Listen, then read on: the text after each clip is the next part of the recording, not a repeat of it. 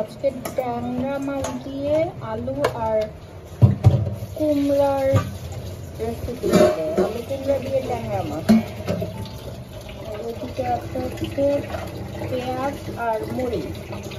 আর ওদিকে ট্যাংরা মাছগুলো ভালো করে দিয়ে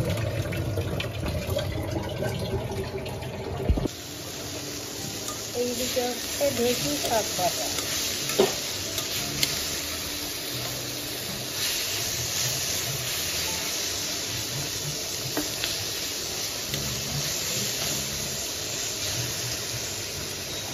হয়ে গেছে, এখন নামিয়ে ফেলবো।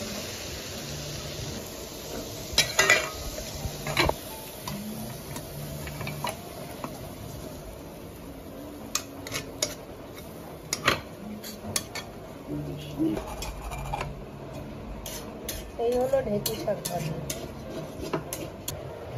কড়াই চড়িয়ে দিয়েছি, কড়াই গরম হয়ে গেলে তেল দিয়ে আগে ভেজে নেব। এই যে ট্যাংরা মাছগুলো গরম হয়ে গেছে, এখন এখানে দিবে লবণ আর হলুদ।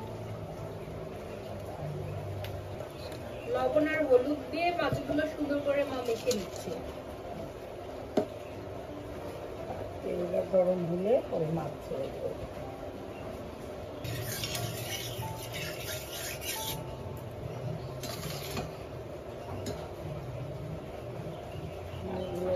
তেলে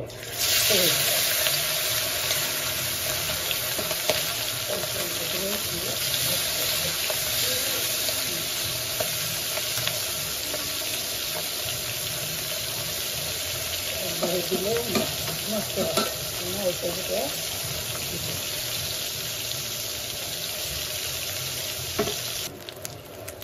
মাছ ভাজা হয়ে যাচ্ছে। এখন মা মাছ নামিয়ে নিচ্ছে। এখন আবার বাকিগুলো দিয়ে দিবে না? অল্প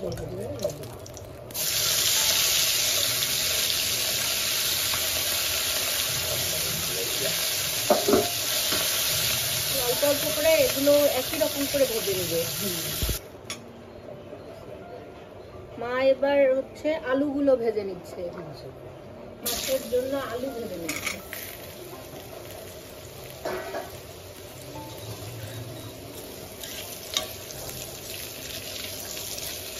লবণ আর একটু হলুদ ভেজে নেব।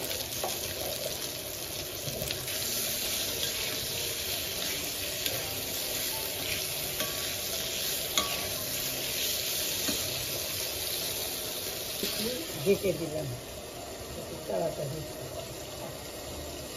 এটা হচ্ছে ট্যাংরা মাছের ডিমগুলো মা ছাড়িয়ে নিয়েছে, আলাদা করে নিয়েছে। ছোট্ট ছোট্ট ডিম, এগুলোকে ভেজে খাবো আমরা। আলুগুলো হয়ে গেছে, এখন আস্তে আস্তে তুলে নিচ্ছি।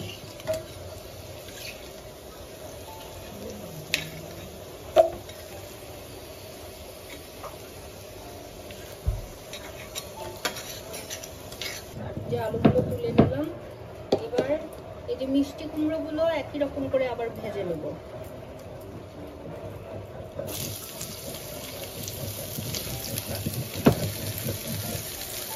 লবণ দিয়ে দিলাম, হলুদ দিয়ে দিলাম।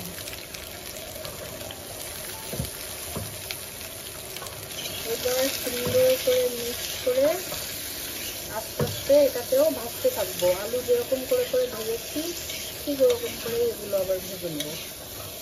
তেল লাগবে, তেল দিয়ে এই যে আমার ইয়েগুলো হয়ে গেছে, ভাজা ভাজাও হয়ে গেছে। এগুলো আস্তে আস্তে নামিয়ে নিয়েছি। এই যে নামিয়েছি অলরেডি, কিছু নামিয়েছি। বাকিগুলো এখন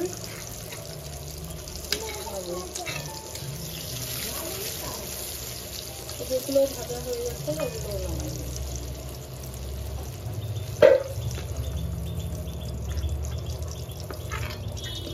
এই যে আলু আর হচ্ছে মিষ্টি কুমড়া ভাজা হয়ে গেছে, নামিয়ে নিয়েছি। এই যে হচ্ছে মরিচ, শুকনা মরিচ মা বেটে রেখেছে, আর জিরার গুঁড়া পড়েছে, ধনের গুঁড়া, এই যে লবণ, একটু আদা বাটা পড়বে, আর এবার পড়লো একটু আদা।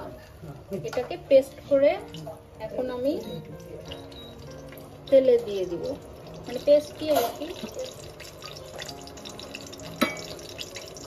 সামান্য একটু জল অ্যাড করেছি, পেস্টটা করে নিলাম, এবার তেলে দিয়ে দিব।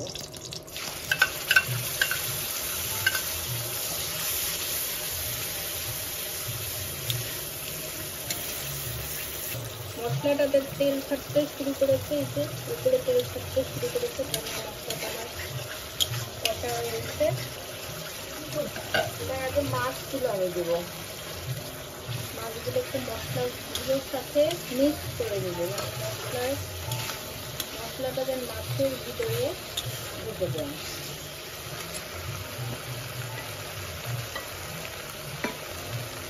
সামান্য একটু জল অ্যাড করে দিলাম,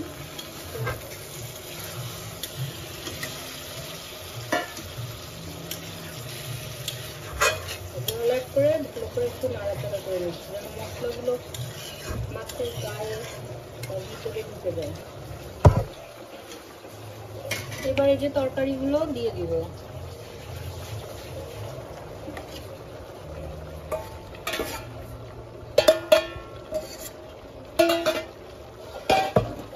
তরকারি দিয়ে ভালো করে একটু নাড়াচাড়া করে নিলাম, আর এদিকে খেয়াল রাখতে হবে তরকারিগুলো যেন না ভাঙে, মাছগুলো যেন না ভাঙে। তরকারিগুলো যেহেতু ভাজা হয়েছে অটোমেটিক্যালি এগুলো নরম হয়ে গেছে, এমনিতেই নরম হয়েছে। এই যে জল অ্যাড করে দিলাম,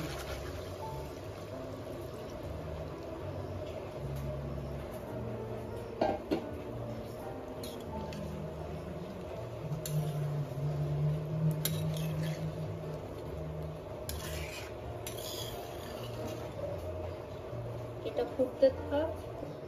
ঢাকনা দিয়েছিলাম, এখন ফুটে উঠেছে, এই যে ফুটে উঠেছে।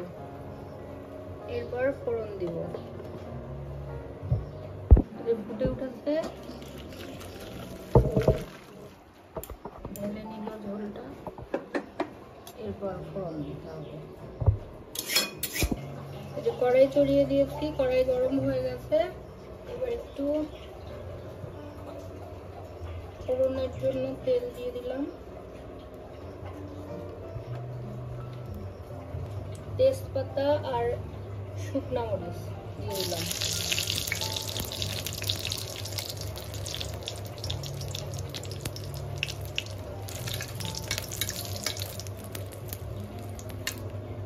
এই যে জিরা দিয়ে দিলাম,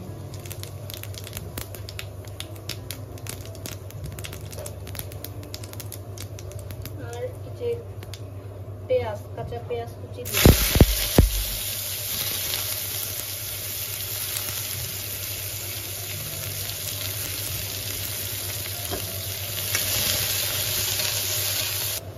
পেঁয়াজগুলো লাল লাল করে ভাজা হয়ে গেছে।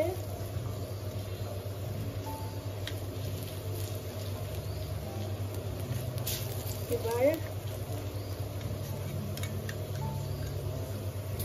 ফেলে রাখা তরকারিটা দিয়ে দিব।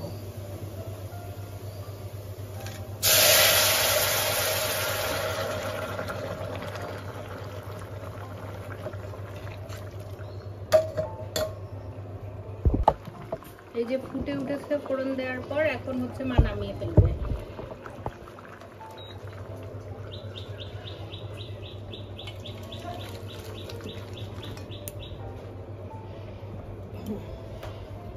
এই হলো এর ফাইনাল লুক।